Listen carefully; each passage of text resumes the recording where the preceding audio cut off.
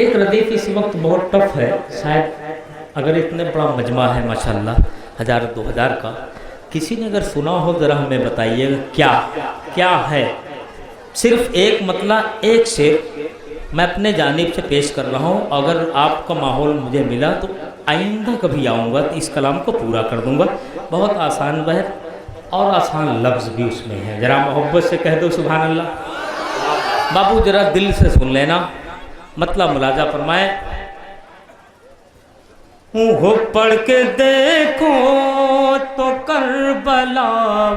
کیا ہے۔ دیکھیے 10 شعر ہیں اس میں، اس وقت بھی پڑھوا سکتے ہیں لیکن میں پڑھوں گا نہیں، میں پڑھیں گے انشاءاللہ آئندہ سال۔ محبت سے کہہ دو سبحان اللہ، لیکن بہت مہنگی طرز ہے، طلب کر کہہ دو سبحان اللہ۔ ہو پڑھ کے دیکھو تو کربلا کیا ہے، پڑھ کے دیکھو تو کربلا کیا ہے، پڑھ کے دیکھو، پڑھ کے دیکھو، پڑھ کے دیکھو تو کربلا کیا ہے، ورنہ آنکھوں کا فائدہ کیا ہے، پڑھ کے دیکھو تو کربلا کیا ہے، پڑھ کے دیکھو تو کربلا کیا ہے، ورنہ آنکھوں کا فائدہ کیا ہے، اگر نہ جاتے حسین کربل میں، گر نہ جاتے، گر نہ جاتے، گر نہ جاتے حسین کربل میں، گر نہ جاتے حسین کربل میں، سب یہ کہتے کہ کربلا کیا ہے، گر نہ جاتے حسین کربل میں، سب یہ کہتے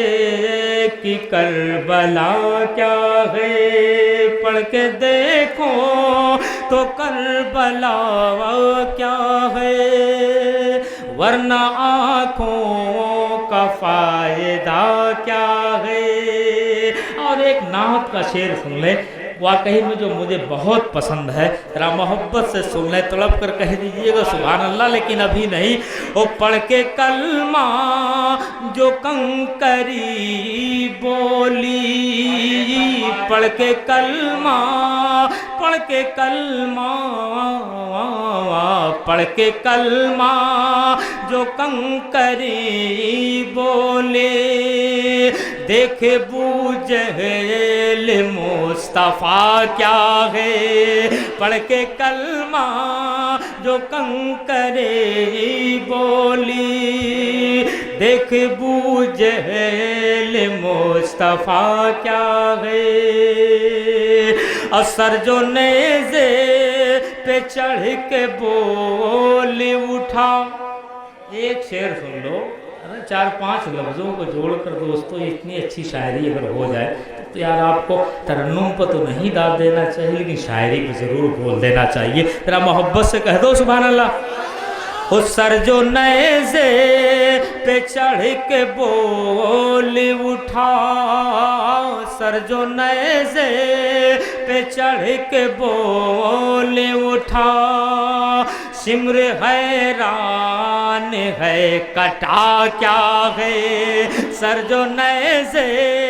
پہ چڑھ کے بول اٹھا، سر جو نیزے پہ چڑھ کے بول اٹھا، سمر حیران ہے کٹا کیا ہے،